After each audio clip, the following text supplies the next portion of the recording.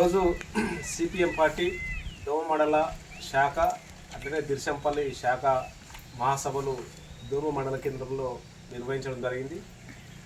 అట్లనే జెండా ఆవిష్కరణ కూడా చేయడం జరిగింది. అదే రకంగా ఈరోజు శాఖలి ఐలమ్మ గారి 39వ వర్ధంతి కూడా ఘనంగా సిపిఎం పార్టీ ఆధ్వర్యంలో నిర్వహించడం జరిగింది. వాస్తవంగా సిపిఎం పార్టీ మహాసభలు 3 సంవత్సరాలకు ఒకసారి దేశవ్యాప్తంగా కింద గ్రామ శాఖ నుంచి మండల మహాసభలు, డివిజన్ మహాసభలు, అట్లనే జిల్లా, రాష్ట్ర, దేశ మహాసభలు కూడా ఇప్పటికే షెడ్యూల్ ప్రకటించడం జరిగింది. అందులో మా భాగంగానే దోమ మండలంలో ఉన్నటువంటి శాఖ మహాసభలు కూడా నిర్వహించినాం.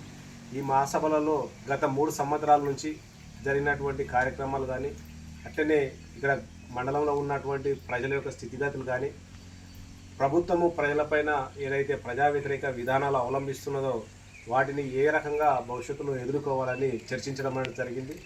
కాబట్టి భవిష్యత్తులో ఖచ్చితంగా మళ్ళీ 3 సంవత్సరాలకు మహాసభలు జరుగుతాయి.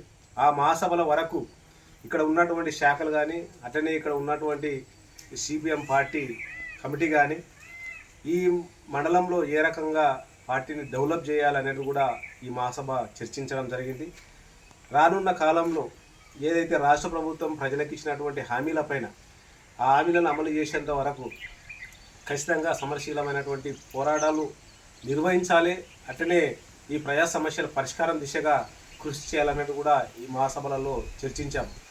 అదే రకంగా దేశంలో కేంద్రంలో బీజేపీ ప్రభుత్వం అధికారంలో ఉంది. ఇప్పటికీ 2 దఫాలు పూర్తి చేసుకొని ఇప్పుడు 3వ దశ సంకీర్ణ ప్రభుత్వం ఏర్పడ్డది.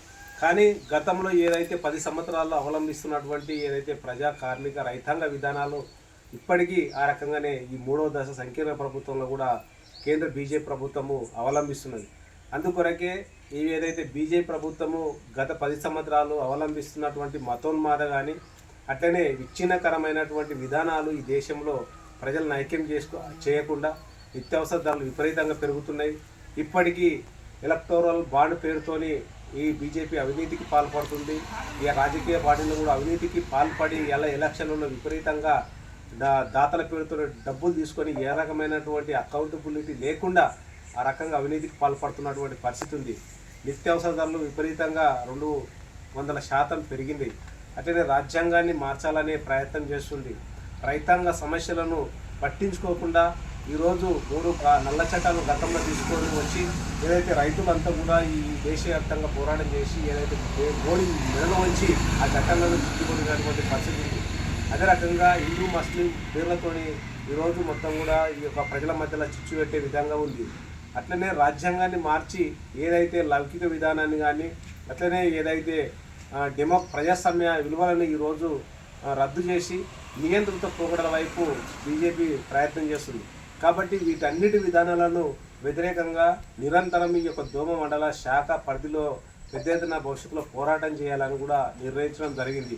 అందుకొరకే నిరంతరం ఏదైతే ఈ దోమ మండలంలో ఉన్నటువంటి ప్రజానికానికి, రైతాంగానికి, కార్మికులకు, మిగతా ఏదైతే మధ్యతరగతి కుటుంబాలు ఉన్నాయో వీళ్ళకు అండగా ఉంటూ ఎప్పటికప్పుడు ఈ మండలంలో ఏ సమస్య వచ్చినా, కుల సమస్య వచ్చినా, కుల వివక్ష జరిగినా, ఏదైతే మతాల మధ్య ఏదైతే గొడవలు జరిగినా, ఇంకా ఏదైనా సరే వాటిని వ్యతిరేకంగా కుల వివక్ష లేకుండా ఇలా మతాలతోని ఆ రకమైనటువంటి వివక్ష లేకుండా సమాజం వైపు ఏదైతే సిపిఎం ప్రయత్నిస్తుందో, విధానాలు అవలంబిస్తున్నదో ఆ రకమైనటువంటి విధానాలను ఇలా ముందుకు తీసుకుపోయి వచ్చే 3 సంవత్సరాల్లో ఖచ్చితంగా సిపిఎం పార్టీ బలం